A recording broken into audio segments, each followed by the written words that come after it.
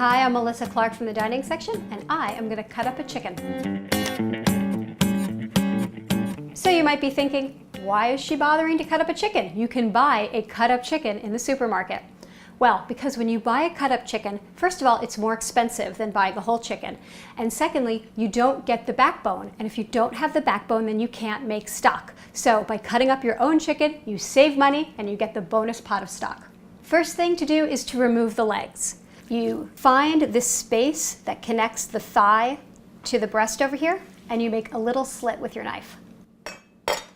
Once you've made a slit, you can kind of see what's going on in there. And I'm going to pull this leg and I'm going to pop the bone out. So once you've exposed that bone, you can see the joint right there. There's a space. You just want to cut right through that to remove the leg. And then same thing on the other side. Then to separate the drumstick from the thigh, just flip the chicken leg over and then look for the fat line. You can see, do you see over here, there's this little line of fat? That shows you exactly where the joint is. So if you cut right through that, you're going to cut right through the joint. See? Take your wings off next. Take your thumb and feel where the joint is. You're going to feel a little ridge. And that is where you want to cut. And lift the wing up and then let the chicken kind of fall down, and the weight of the chicken is going to help you here. There it goes. Next, you want to cut the backbone off. So I'm going to use kitchen shears for this. You could use a knife. I just find the shears easier. Again, look for the fat lines. See that fat line? Just cut right along that. It's like, in a way, the fat lines are almost like a diagram on the chicken. They just show you where to cut. Cut through the ribs, like that. And then I'm going to break this guy off. You can either break the backbone off, or you can cut around it, or do some combination of breaking and cutting until it comes off.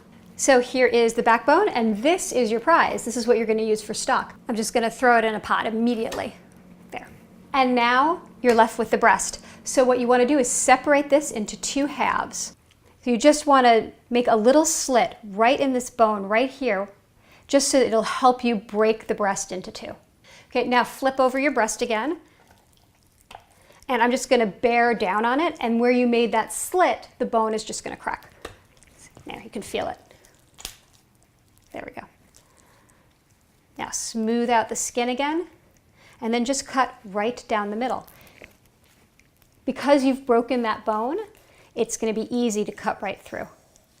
And that's it. At this point, I've cut my chicken into 8 different pieces. This is how I like to cook a cut up chicken. If you want, though, you could cut these breasts in half. I like the big piece of breast because the white meat cooks faster than the dark meat. So if you keep the breast in one big piece, everything will cook evenly. So now you have your backbone and it's all ready for you to make stock. And the great thing about making a very small batch of stock is it cooks quickly and it's easy to handle. You don't have a giant pot full of stock that you have to strain. You could add nothing more than a couple of garlic cloves or an onion and then cover it with water, and the stock would be great.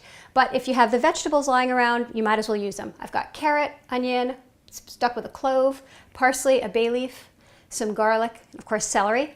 Throw that all in, cover it with water, let it simmer for maybe an hour or 2, and then when I strain it, I'll probably have maybe 1 to 2 quarts of stock. See, cutting up your own chicken is easy, and you get so much more out of the bird. You get dinner one night, and then you get stock to have on hand.